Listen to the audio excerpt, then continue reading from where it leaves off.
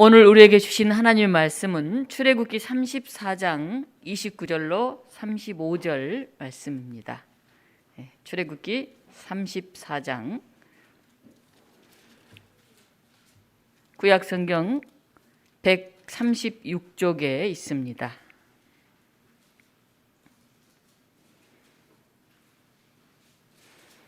출애굽기 34장 29절부터 35절 말씀을 제가 봉독하겠습니다. 모세가 그 증거의 두 판을 모세의 손에 들고 시내산에서 내려오니 그 산에서 내려올 때에 모세는 자기가 여호와와 말하였으므로 말미암아 얼굴 피부에 광채가 나나 깨닫지 못하였더라. 아론과 온 이스라엘 자손이 모세를 볼 때에 모세의 얼굴 피부에 광채가 남을 보고 그에게 가까이 하기를 두려워하더니 모세가 그들을 부르매 아론과 회중의 모든 어른이 모세에게로 오고 모세가 그들과 말하니 그 후에야 온 이스라엘 자손이 가까이 오는지라. 모세가 여호와께서 시내산에서 자기에게 이르신 말씀을 다 그들에게 명령하고 모세가 그들에게 말하기를 마치고 수건으로 자기 얼굴을 가렸더라. 그러나 모세가 여호와 앞에 들어가서 함께 말할 때에는 나오기까지 수건을 벗고 있다가 나와서는 그 명령하신 일을 이스라엘 자손에게 전하며 이스라엘 자손이 모세의 얼굴에 광채를 보므로 모세가 여호와께 말하러 들어가기까지 다시 수건으로 자기 얼굴을 가렸더라. 아멘. 오늘 본문은 이스라엘 백성이 하나님과 계약을 체결한 시내산에 머물렀을 때 거기서 일어난 사건입니다. 모세는 십계명이 새겨진 두 돌판을 가지고 시내산에서 내려왔습니다. 그 첫 번째 장면은 출애굽기 31장에 나옵니다. 산을 내려온 모세의 눈앞에 이스라엘 백성들이 만든 금 송아지가 보입니다. 백성들은 그 주변을 돌면서 춤을 추면서 금 송아지한테 절을 하고 있었습니다. 하나님을 만나러 시내산에 올라간 모세가 40일이 지나도 내려오지 않자 지친 백성들이 아론을 졸라대서 금송아지 신상을 만들고 거기에 제사를 지냈던 것입니다. 산에서 내려온 모세는 이 모습을 보고 너무나 화가 납니다. 그래서 손에 들고 있던 이 두 돌판, 십계명이 새겨진 돌판을 던져서 깨뜨려 버립니다. 여기서 우리는 모세의 화난 얼굴을 봅니다. 모세도 혈기가 대단했던 것 같아요. 아무리 화가 난다고 하나님으로부터 받은 이 돌판을 던져서 깨뜨려 버리겠습니까? 그 뒤 하나님은 다시 모세를 시내산으로 부르셨습니다. 그래서 십계명의 새로운 돌판을 새로운 돌판에 기록하게 하셨습니다. 첫 번째 증거판을 주셨을 때는 하나님이 직접 쓰셨다 이렇게 출애굽기 32장에 나와 있는데 두 번째 증거판에 보면 모세가 그것을 기록하는 그런 모습이 나옵니다. 오늘 본문인 출애굽기 34장은 두 번째 증거판을 들고 내려온 모세에 관한 이야기입니다. 첫 번째 증거판을 들고 내려왔을 때는 황금 송아지를 만들어 놓고 춤추고 절하는 백성들을 보고 너무 화가 나서 던져서 깨뜨렸던 환한 모세 얼굴이 보였습니다. 그런데 이번에는 모세가 두 번째 십계명이 새겨진 돌판을 가지고 내려왔는데 그의 얼굴이 환하게 빛이 나고 있었다. 성경에서는 그렇게 기록합니다. 광채가 나니까 오히려 사람들이 두려워서 선뜻 가까이 못 왔다. 모세는 그 밝고 환하게 빛나는 얼굴로 이번에는 시내산에서 하나님께 받은 말씀을 그들에게 명령했습니다. 오늘 우리는 모세의 광채난 얼굴에 관심이 있습니다. 모세의 빛난 얼굴 그리고 또 그 얼굴을 수건으로 가린 이야기가 나옵니다. 도대체 이것은 어떤 의미가 있는 것일까요? 모세 얼굴에 광채가 난 변화는 어떤 이유로 일어났을까요? 오늘 본문 29절을 보면 여호와와 말씀하였으므로 말미암아 이렇게 쓰여져 있어요. 여호와야 말하였으므로 말미암아 얼굴 피부에 광채가 나나 깨닫지 못하였더라. 하나님과 말씀하는 중에 얼굴이 환하게 광채가 났다는 거예요. 모세 자신은 정작 몰랐어요. 칼뱅은 모세의 빛난 얼굴은 하나님과 오랜 친교를 통해서 나타난 광채다. 이것은 하나님의 영광이 모세의 얼굴에 나타나신 것이다. 이렇게 이야기하고 있습니다. 그러니까 이 빛을 발하는 주체는 모세가 아니에요. 본인은 자기 얼굴에 빛이 난지도 모르고 있잖아요. 그것은 바로 하나님이십니다. 오랜 하나님과의 관계 속에서 자기도 모르게 얼굴에 빛이 지금 모세는 나고 있는 것이죠. 첫 번째 증거판을 받았을 때 모세 얼굴과 달리 두 번째 증거판을 받았을 때 얼굴이 달라진 이유가 무엇일까요? 첫 번째 증거판도 하나님과 만나서 하나님과 대화하고 그 앞에 순종하면서 받은 것이고, 두 번째 증거판도 하나님 앞에서 순종하고 그 말씀을 가지고 받은 것인데 왜 이렇게 얼굴에 변화가 있었을까요? 첫 번째는 매우 인간적으로 확 화가 나서 증거판을 깨뜨려 버릴 정도의 화난 얼굴이었는데, 두 번째는 환한 광채가 나는 그런 얼굴로 바뀌었을까요? 31장 18절을 제가 읽습니다. 여호와께서 시내산 위에서 모세에게 이르시기를 마치신 때에 증거판 둘을 모세에게 주시니 이는 돌판이요 하나님이 친히 쓰신 것이더라. 첫 번째 증거판 하나님이 친히 쓰셔서 모세가 받았습니다. 34장 27절 28절입니다. 여호와께서 모세에게 이르시되 너는 이 말들을 기록하라. 내가 이 말들의 뜻대로 너와 이스라엘과 언약을 세웠음이니라 하시니라. 모세가 여호와와 함께 40일 40야를 거기 있으면서 떡도 먹지 아니하였고 물도 마시지 아니하였으며 여호와께서는 언약의 말씀 곧 십계명을 그 판들에 기록하셨더라. 하나님 모세에게 너는 이 말을 기록하라 이렇게 얘기를 합니다. 그리고 모세는 하나님과 함께 떡도 물도 금식하면서 철저하게 이것을 기록했음을 우리가 볼 수가 있습니다. 모세는 두 번째 증거판을 가지고 하나님의 계명을 받았으면서 그는 밤낮을 금식했습니다. 아마 첫 번째 증거판을 깨뜨리고 나서 하나님 앞에 다시 그걸 받아야 되는 이 모세가 얼마나 하나님 앞에 죄송스러운 마음이 있었을까요? 또 야 내가 조금 참을 걸, 그 백성들이 아무리 그렇게 한다고 그걸 던져서 깨뜨리다니 하는 그런 후회와 회개가 모세에게 있었던 것으로 보입니다.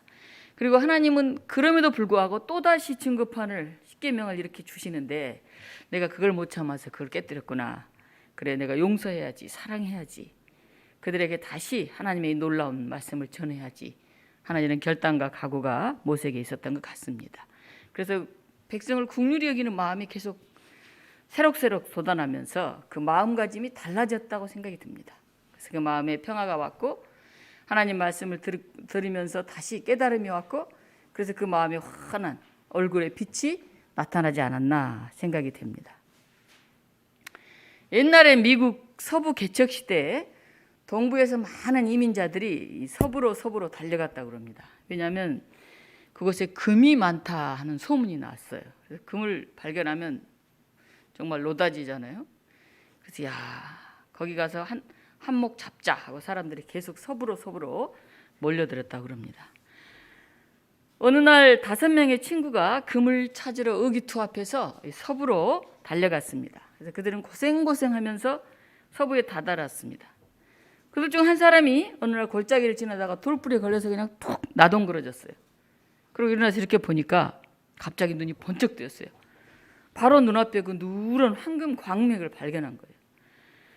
얼마나 기뻤는지 서로 얼싸안고 소리치고 뛰고 울다 웃다 그냥 노래하면서 기쁨을 주체할 수가 없었어요. 그러다가 그들이 곧 냉정을 되찾았습니다. 지금 발견한 이 금맥에 대해서 일체 아무에게도 얘기를 하지 말자. 우리 5사람만 알자. 그리고 숙소로 돌아가면 각각 그걸 채굴할 장비를 갖추어 가지고 어느 날 몇 시에 거기 도착해서 금을 캐자 이렇게 약속을 했습니다. 그리고 이제 전혀 그런 일이 없었다는 뜻이 숙소로 돌아가서 그 채굴을 하려고 장비를 준비해서 이제 오게 되었어요. 근데 그 모인 날 보니까 이 5명의 친구가 아니라 한 50명 정도가 더 와 있는 거예요, 그 자리에. 그래서 깜짝 놀랐어요. 우리 5명 중에 누가 얘기를 해가지고 이렇게 많은 사람들을 불러 모았냐 하고 하나하나 다 따져봤더니 어느 누구도 말한 사람이 없었어요. 어떻게 그 사람들이 알고 왔을까요? 그들은 말을 안 하면 되는 줄 알았어요. 발견했다 하는 말을. 그런데 사실은 표정까지 관리해야 된다는 것을 이 사람들이 놓쳤던 것이죠. 사람들이 딱 보니까 이 5명이 달라요. 얼굴이 다르고 막 삶이 갑자기 활기가 있고 이렇게 목소리가 커지고 뭔가 있구나. 사람들이 느꼈다는 거죠. 금을 발견했다는 말 한마디도 하지 않았는데 분명히 무슨 일이 일어났구나. 그래서 이 사람들 자세히 살핀 뒤로 그들이 분명히 금을 발견했을 것이라는 확신을 갖게 되었던 거죠. 그래서 50여 명이나 되는 사람들이 그것에 몰려온 것입니다. 사람들은 입으로만 말하는 게 아닙니다. 우리 눈빛으로 말하고 손짓으로 말하고 때로는 우리 태도로 말하고 표정을 통해서 우리가 얘기를 합니다. 얼굴만 딱 봐도 저 사람 요새 힘들구나, 뭐 좋은 일 있군 하는 것을 알 수가 있습니다. 우리 빛나는 얼굴 이런 얘기를 하잖아요. 빛나는 얼굴, 환한 얼굴. 한국에 최근에 우리 화장품이 그렇게 인기가 좋다 그래요. 그리고 외국 사람들이 한국 사람들이 그렇게 젊고 또 이렇게 아름답고 아주 맵시라든지 옷 입는 거라든지 옛날 우리가 이제 외국 사람들 보면 참 멋있다 이렇게 생각했었는데 요즘은 우리 한국 사람들을 보면 그렇대요. 외국 사람들이 도대체 한국 사람들은 나이를 모르겠대요. 너무 젊어서 얼굴이 하얗고 피부가 뽀얗고 해서 나이가 한 10년은 젊어 보인다고, 나이를 가늠할 수가 없다고 그런 얘기들을 많이 합니다. 그래서 한국 화장품들이 굉장히 인기 있게 이렇게 팔리고 있습니다. 그러나 얼굴에 뭘 발라서 뭐 기미나 잡티를 제거하고 좀 하얘진다고 해서 그게 광채까지 나겠습니까? 좀 표정이 밝아 보일 수는 있겠지만 또 그게 얼마나 오래 가겠습니까? 진정한 얼굴에 빛이 나는 것은 우리 마음속에 기쁨이 넘칠 때, 내가 삶에 재미가 있고 무슨 보람이 있고 해야 될 일이 있고 이런 걸 찾아낼 때 그게 오래 가는 거죠. 계속 그건 풍겨 나오는 것이니까.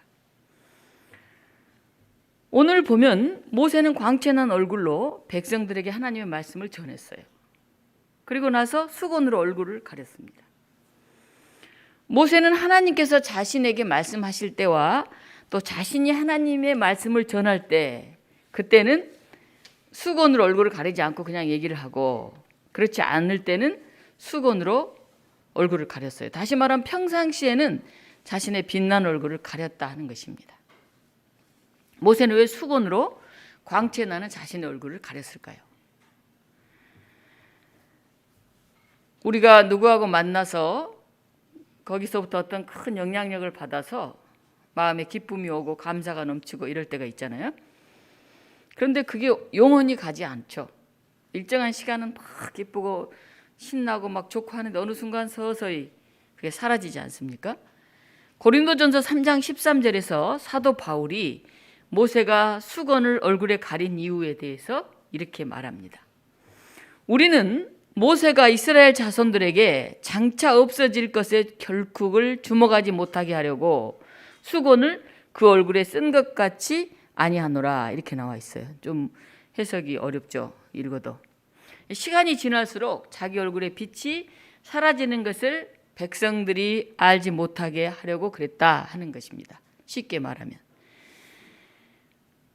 우리가 간혹 기도하다가 확 기쁨이 넘칠 때가 있습니다. 어떤 이는 방언을 받아가지고 그때 막 감동이 오고 하나님과 너무 뜨겁게 만난 것 같고, 그래서 며칠 몇 달 동안 그 가슴을 간직합니다. 근데 1년, 2년, 3년 시간이 지나면서 그 느낌이 다 살아있지 않잖아요. 모세 얼굴의 광채는 자기의 내면에서부터 나온 게 아니에요. 하나님과 만나 오래 교제하고 사귀면서 하나님으로부터, 외부로부터 온 것입니다.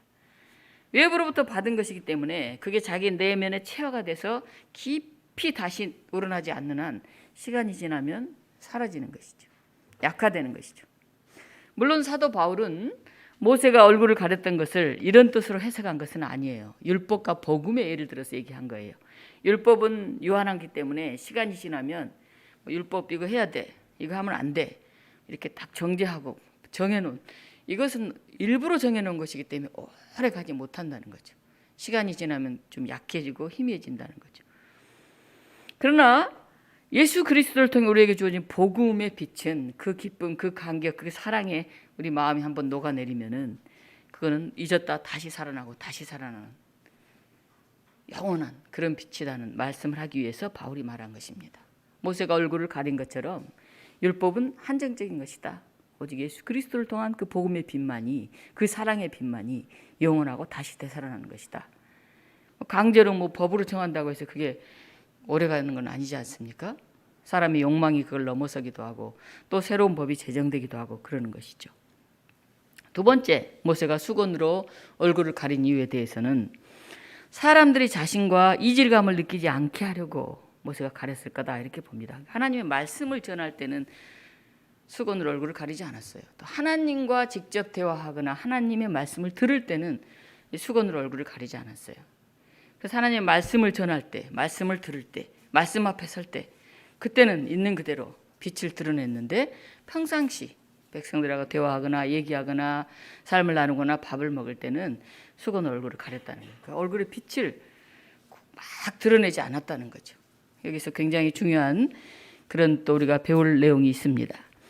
모세는 하나님의 말씀을 전하는 자이면서도 동시에 이스라엘 백성 가운데서 함께 살아가야 되는 그런 사람입니다. 함께 살아갈 때는 좀 일상의 삶을 살아야 되는 것이죠. 근데 하나님 말씀 앞에 설 때는 또 말씀을 증거할 때는 그 어떤 하나님으로부터의 권위와 능력을 가지고 말씀을 증거해야 되는 것이죠. 저도 목회자로 서 있지만은 사실은 목회자로 성도들과 또 일반인들과 대화하면서 이렇게 사는 게 굉장히 어려울 때가 있어요. 어제 토요일인데 마을에서 오랫동안 같이 활동하던 그런 분들이 두 분 찾아오셨어요. 갑자기 오신 거죠. 전에 제 말씀 준비도 하고 주보도 만들고 토요일은 나름대로 일정이 바쁘잖아요. 그러니까 한참 얘기하시는 거예요. 제 마음이 바빠서 뭐 별로 충분하게 얘기할 자세가 돼 있지 않는데 갑자기 오셔가지고 여러 얘기들을 하시는데 제가 웃으면서 토요일은 목회자가 가장 바쁜 날이기 때문에 제가 오늘은 긴 얘기를 좀 못하겠네요. 이렇게 얘기를 했습니다. 그러니까 일상에서 어떻게 사람들을 대할 것인가, 그리고 하나님의 말씀을 증거하고 선포할 때는 어떻게 할 것인가, 이 목회자들이 그런 고민들이 있습니다. 어떤 사람은 형제들, 뭐 친척들 만나도 딱 이렇게 목사로 만나는 분이 있어요. 거기서는 뭐 딸로 또는 아들로 또는 동생으로 이렇게 만나야 되는데 거기서도 항상 목사님으로 만나면 굉장히 어렵죠. 거리감이 있죠. 그래서 만나기가 어려워지죠. 제가 오랜만에 친척 장례식에 갔더니 이제 사촌 오빠, 가까운 조금 먼 사촌 오빠인데 이제 그분이 저한테 동생이니까 반말을 하니까 제 사촌 언니가 아유 그러지 마, 목사님한테 그렇게 말을 함부로 하면 돼 딱 혼내키는 거예요. 그러니까 그 오빠가 무안해가지고 아예 말을 못 거는 거예요. 그때부터는. 그렇다고 말을 올리자니 물론 몇십 년 만에 만났죠. 그렇고 딱 말하니 그 언니가 뭐라고 하니 말도 못 하겠고. 그러니까 또 우리 고등학교 동기들이 이제 제가 목사가 된 거를 너무 신기하게 생각하고 동네까지 광주에서도 오고 뭐 분당에서도 오고 이렇게 찾아왔던 적이 있어요. 뭐라고 말해야 될지 너무 힘들어하는 거예요. 뭐 목사님이라고 해야 되나, 뭐 어려워. 그 중에 이제 3분의 2는 권사, 뭐 집사, 교회 다니는 사람이고 또 한두 명은 이제 교회 안 다니는 사람인데 내가 괜찮다고 우리 친구로 만나는 거지 목사와 교인으로 만난 게 아니니까 편하게 그냥 얘기하라고. 그래서 그 뒤로부터 이제 편하게 얘기하고 만났던 그런 기억이 납니다.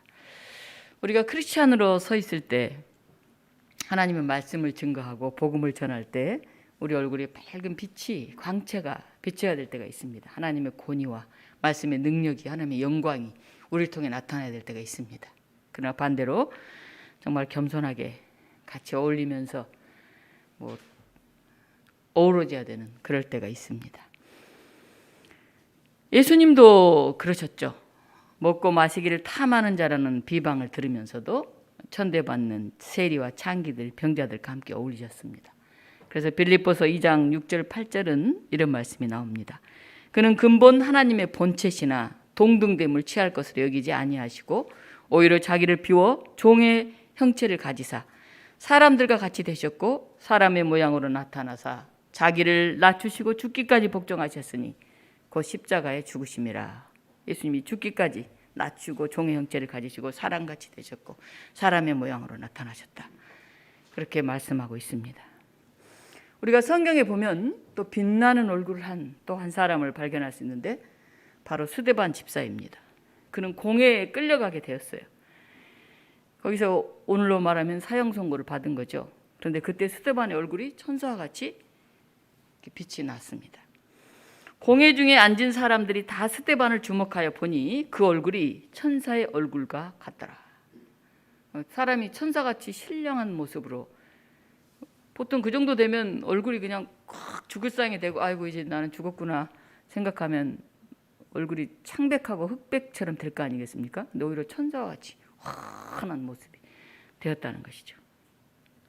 사람들에게 돌을 맞아 죽는 고난의 현장에서도 하나님의 말씀과 진리로 충만한 그는 얼굴이 천사처럼 빛났어요. 그래서 하늘을 바라보면서 저희 예수님이 앉아 계신다, 이런 고백을 할 정도로 하나님 나라의 영광을 보면서 그는 아주 장엄한 그런 죽음을 맞이했습니다.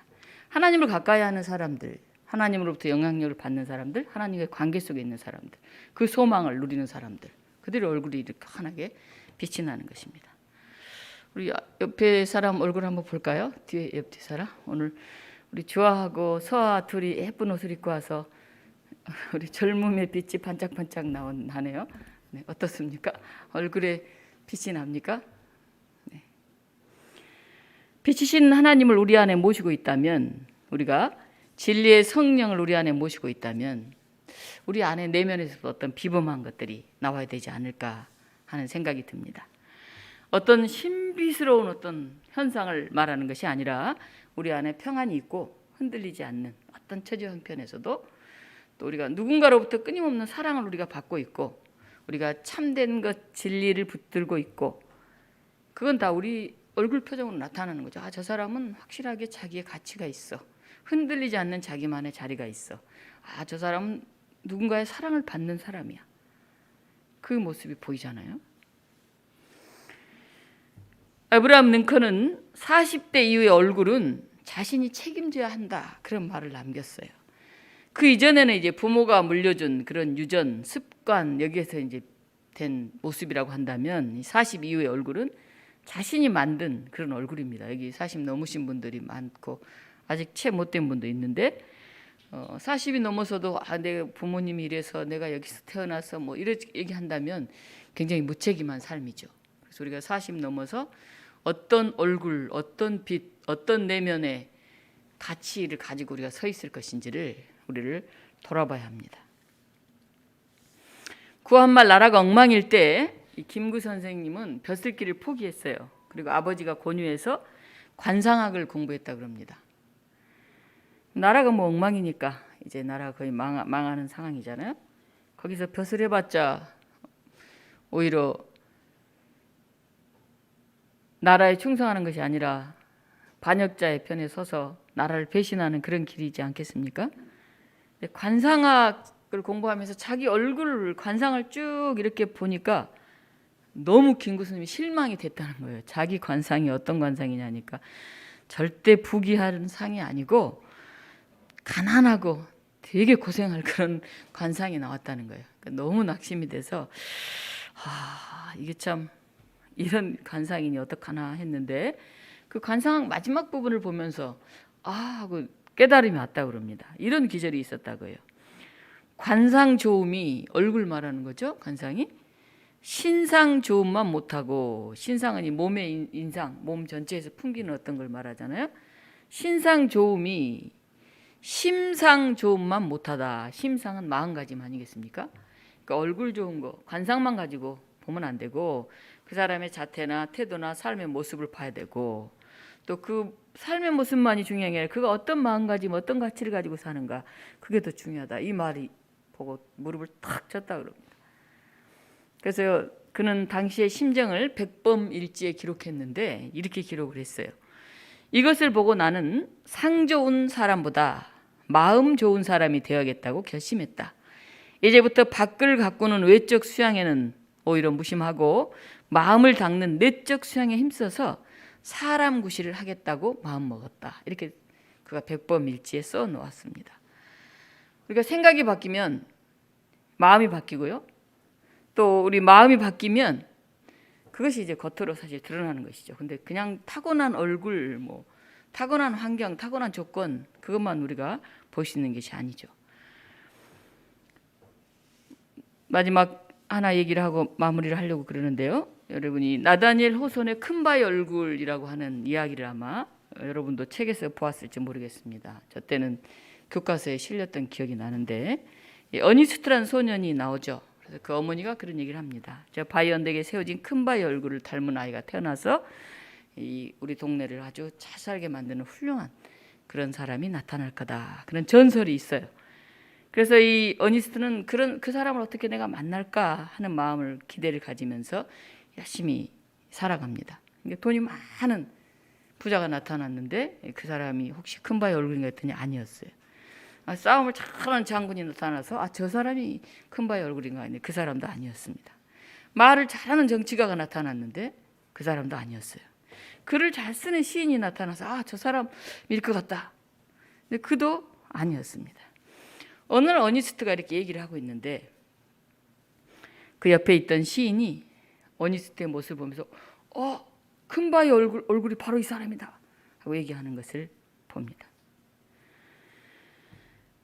우리 찬송에 이런 구절이 있습니다. 너 성결기 위해 내 머리 숙여 저 은밀히 계신 내 주께 빌라 주 사귀어 살면 주 닮으리니 널 보는 이마다 주 생각하리.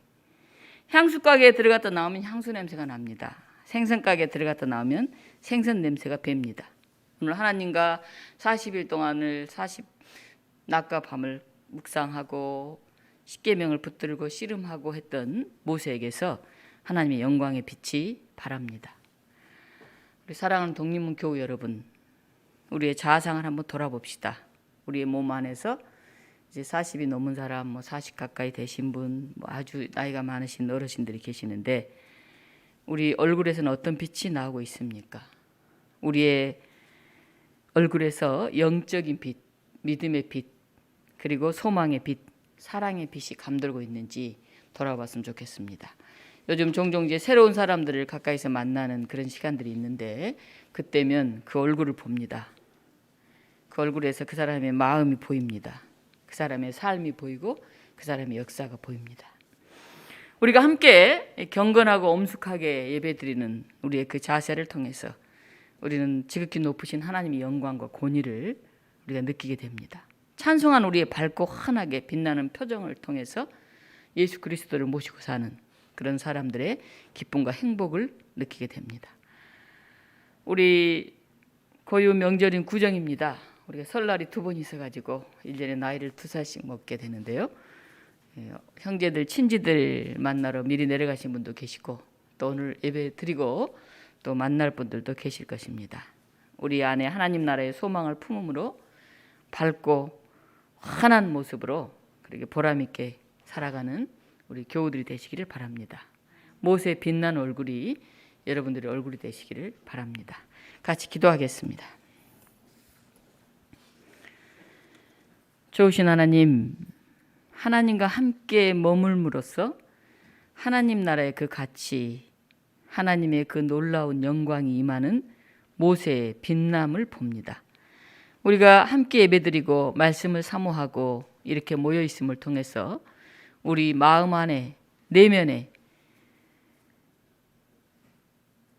누구에게도 드러내놓고 말하지 않아도 기쁨과 넘쳐나는 소망이 있게 하시고 그것을 통해서 우리의 삶이, 우리의 모습이 빛나는 모습이 되게 하여 주시옵소서. 하오나 우리가 겸손함으로 늘 서게 하시고 하나님의 광채를 드러내는 그런 삶과 더불어서 또 사람들 속에서 일상을 소박하게 진실하게 살아내는 그런 모습을 간직하게 하여 주시옵소서. 명절입니다. 우리가 함께 만날 사랑하는 사람들, 그들에게 위로와 소망을 주는 믿음의 사람들의 모습이 되게 하시고 우리 또한 하나님으로부터 끊임없이 그 놀라운 소망을 다시 회복하고 부여잡을 수 있는 그런 믿음의 삶을 살아가게 하여 주시옵소서. 예수 그리스도 이름으로 기도하옵나이다. 아멘.